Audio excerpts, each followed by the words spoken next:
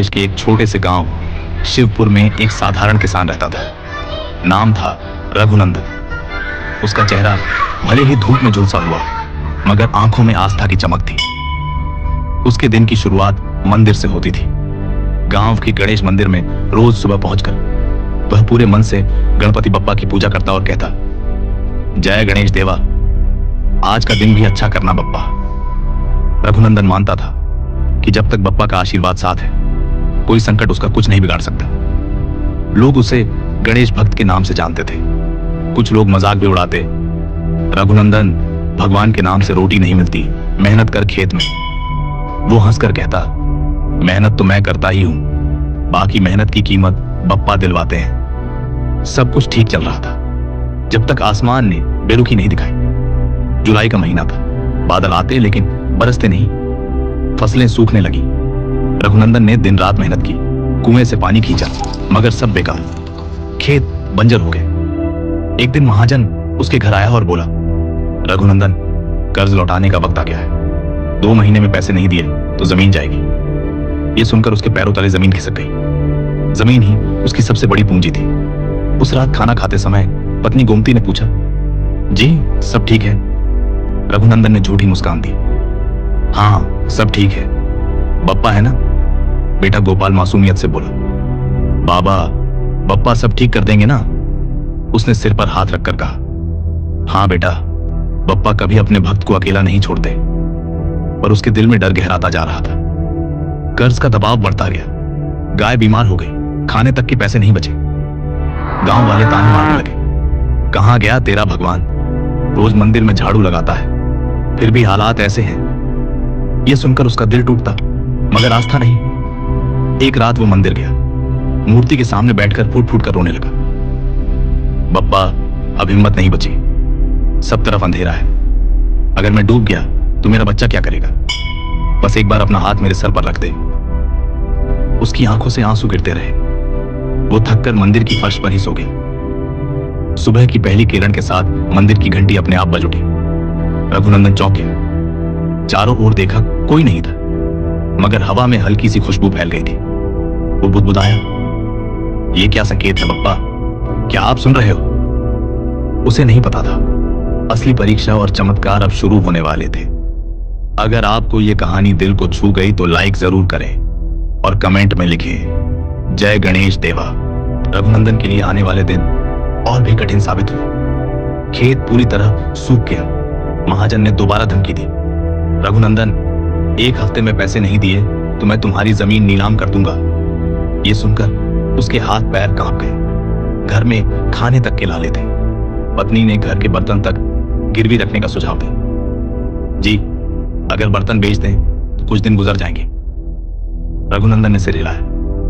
नहीं गोमती, जो भी हो बप्पा पर भरोसा रख, वो कभी अपने भक्त को निराश नहीं करेंगे। गांव वाले उसे देखकर हंसते, अब तेरा बप्पा ही तुझे बचाएगा, देखते हैं कब आता है। ये ताने उसके दिल को चीरते, मगर उसकी श्रद्धा अड़िग थी। एक रात रघुनंदन फिर मंदिर गया। ठंडी हवा चल रही थी, चांदनी फैली थी। वो मूर्ति के सामने घुटनों के बल बैठा और फूट फूट कर रो पड़ा। बप्पा, अगर आप सच में हो तो मुझे बचा लो। मेरी जमीन, मेरा घर, मेरी इज्जत सब दांव पर है। मेरी पत्नी और बेटा मुझसे उम्मीद लगाए बैठे हैं। बप्पा, अब सब आपके भरोसे हैं। उसकी आंखों से आंसू थम नहीं रहे थे। अचानक मंदिर के कोने से हल्की सी आवाज आई, जैसे मूस दौड़ रहा हो। रघुनंदन ने पीछे मुड़कर देखा, कोई नहीं था। उसने इसे संकेत मानकर माथा टेक दिया। अगले दिन वो जंगल की तरफ गया, इस उम्मीद में कि कुछ लकड़ियां काट कर बेचेगा और थोड़े पैसे जुटा लेगा। लेकिन किस्मत और बेरहम निकली। जंगल में पहुंचते ही आसमान काला हो गया। तेज आंधी शुरू हो गई। रघुनंदन ने सोचा, बारिश आएगी तो अच्छा होगा, मगर ये तो तूफान में बदल गया। वो जल्दी जल्दी लकड़ियां बांध रहा था कि तभी पीछे से तेज गर्जना सुनाई दी।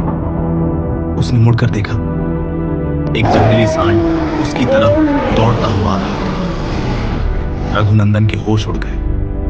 उसने भागने की कोशिश की, मगर फिसल कर गिर पड़ा। सांड उसके बिल्कुल करीब आ चुका था। उसने आंखें बंद कर ली और जोर से चिल्लाया, पप्पा बचा लो। सांड उसके ऊपर हमला करने ही वाला था अचानक कुछ अजीब हुआ। तेज गर्जना के बीच मंदिर की घंटियों जैसी आवाज गूंजने लगी। रघुनंदन ने आंखें खोली। सांड उसके सामने खड़ा था, मगर अजीब तरह से शांत। उसने देखा कि हवा में हल्की सी खुशबू फैल रही है और सामने धुंध में एक दिव्य आकृति नजर आई। मूषक पर सवार, हाथ में पाश और अंकुश लिए, लाल वस्त्र पहने, गणपति बप्पा। उनका चेहरा तेज से चमक रहा था। रघुनंदन अवाक रह गया। उसने जमीन पर माथा टेक दिया। बप्पा, आप सच में आ गए। गणेश जी ने मुस्कुराते हुए कहा। भक्त, डर मत, तेरी आस्था ने मुझे बुला लिया। चिंता मत कर, तुझे कुछ नहीं होगा। इतना कहते ही गणेश जी का स्वर गूंजा और सांड शांत होकर पीछे हट गया। फिर वो जंगल में गायब हो गए। रघुनंदन ने चारों ओर देखा, मगर बप्पा अब नजर नहीं आ रहे थे। उसके रोंगटे खड़े हो गए। उसने आंखें बंद कर हाथ जोड़ ली। जय गणेश देवा, आपने मेरी जान बचाई। लेकिन यह चमत्कार यहीं खत्म नहीं हुआ था। रघुनंदन धीरे धीरे घर लौटा। उसके मन में सवाल था, बप्पा ने मेरी जान तो बचा ली, पर कर्ज का क्या? अगले ही दिन गांव में खबर फैली कि पास के शहर में एक व्यापारी को अपने खेतों के लिए मजदूर चाहिए। मजदूरी भी दोगुनी थी। रघुनंदन वहां गया और काम करने लगा। कुछ ही हफ्तों में उसने इतना कमा लिया कि महाजन का कर्ज चुका सका। महाजन हैरान था। रघुनंदन, ये पैसे कहां से आए? रघुनंदन मुस्कुराए। जहां विश्वास हो वहां राह खुद बनती है। गांव वाले जो उसका मजाक उड़ाते थे अब उससे पूछते, भाई, तेरा गणेश जी सच में बहुत ताकतवर है। रघुनंदन ने कहा, ताकतवर नहीं, दयालु है।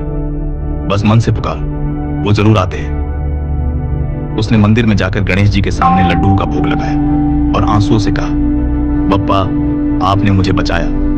ये जीवन अब आपका है। अगर आपको भी लगता है कि बप्पा सच्चे मन से पुकारने पर जरूर आते हैं तो कमेंट करें, गणपति बप्पा मोरया, और वीडियो शेयर करना मत भूलें। कुछ महीनों बाद रघुनंदन का जीवन पूरी तरह बदल चुका था। उसके खेत फिर से हरे भरे हो गए। गोपाल की पढ़ाई अच्छे स्कूल में शुरू हो गई। गांव में अब हर कोई कहता, गणेश जी ने रघुनंदन का साथ दिया, अब हम भी रोज पूजा करेंगे। गांव के मंदिर में रोज आरती होने लगी। रघुनंदन वहां बैठकर भावुक होकर कहता, पप्पा, आपने मेरे जीवन का अंधेरा मिटाया। सच्ची आस्था कभी व्यर्थ नहीं जाती। जब सब दरवाजे बंद हो जाए तो एक दरवाजा हमेशा खुला रहता है, गणेश जी का। दोस्तों, अगर ये कहानी आपको भी बप्पा के करीब ले आई है तो लाइक जरूर करें। कमेंट में लिखें, गणेश जी कभी भक्त को अकेला नहीं छोड़ते, और वीडियो को शेयर करें ताकि हर कोई बप्पा की महिमा जान सके। साथ ही ऐसे ही और वीडियो के लिए हमारे चैनल को सब्सक्राइब करना ना भूलें।